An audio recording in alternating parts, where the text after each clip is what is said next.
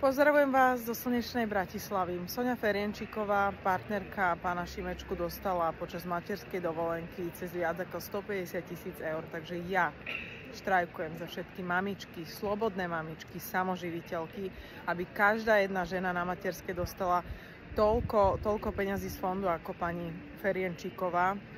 A nebudem mať žiaden problém nahrať nejaké video, kde sa budeme natriasať s holými prsiami. Takže za toto ja štrajkujem. Kliknite si na túto stránku a pozrite si ju detailne, kto tento štrajk založil. Pani Šimkovičová zatiaľ neurobila nič protizákonné a všetky jej kroky sú v súlade s programovým vyhlásením vlády. Má svoje chyby, ale toto je čisto politická záležitosť a žiaden kultúrny štrajk. Preto štrajkujú, lebo im utiahli kohútik a už nemajú toľko peňazí, ako kedy dostávali z týchto fondov.